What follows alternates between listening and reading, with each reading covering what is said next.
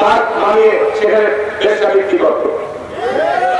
একটি মাত্র কারণ, বাংলাদেশে সবচাইতে দুর্নীতিবাদ, দুঃশাসক এবং বাংলাদেশ থেকে যিনি এত দুঃশাসন করেছেন তার অপরাধের কারণে বাংলাদেশে পালিয়ে যেতে বাধ্য হয়েছে, যে কারণে আজকে বাংলাদেশের মানুষ মুক্ত হয়েছে। আমরা যেটা আল্লাহর কাছে শুকরিয়া আদায় করি, অন্তর থেকে বলি, সবার অন্তর থেকে আল্লাহর কাছে শুকরিয়া আদায় করি যে আল্লাহ ফয়সালার ইচ্ছে গত 5ই আগস্ট আমরা জন্য বলি আলহামদুলিল্লাহ।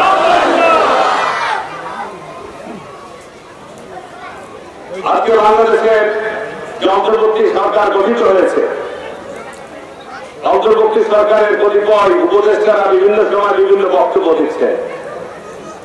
বাংলাদেশে নাকি আজকে এই ছাত্রদের সমন্বয় রাজ্যে বিপ্লব করে দিয়েছে।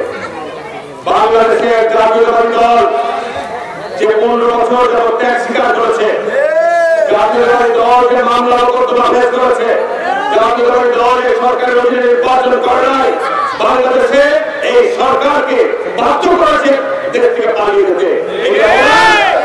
আমার আপনার মতো এখানে খাওয়া মানুষ যারা এই সরকারকে বিদায় করার জন্য জানাতে বসে দোয়া করেছি, ঘরে বসে দোয়া করেছি, এদেশের মা বোনেরা ঘরে বাড়িতে বসে দোয়া করেছে।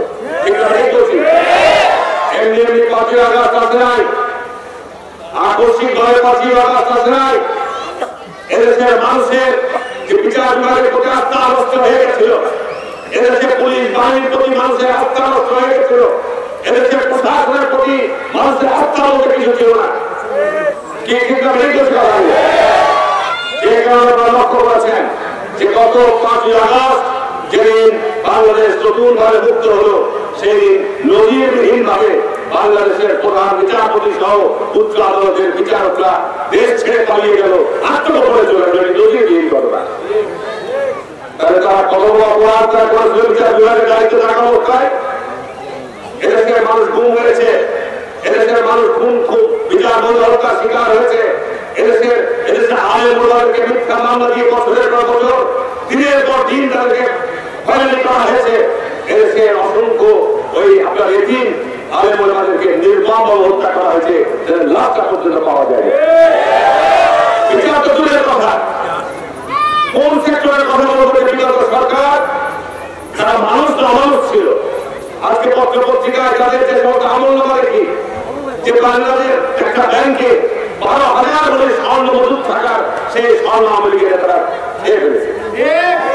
চিন্তা করা যায়, বাংলাদেশের ব্যাংকগুলোকে লুটপাট করেছে।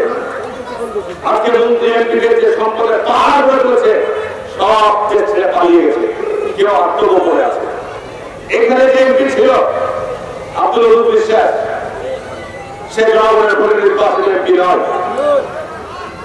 সে এমপি থাকা অবস্থায় সেও আপনার এলাকার মানুষের সুখ দুঃখ নষ্ট করে দিয়েছে। এলাকায় পার্ক বানিয়ে সেখানে ব্যবসা বিক্রি করত। যে কারণে সেদিন 5 তারিখের পর ওই পার্ক অবস্থা লুটপাট করে চলে গেছে। বলছি তার বাড়ির কাছে পেট্রোল পাম্প বানিয়েছে, সে পেট্রোল পাম্পে আগুন দিয়েছে। গাড়িকে বাড়িতে আগুন দিয়েছে। তাহলে মানুষের খুব ছিল চিন্তা করে রাখেন।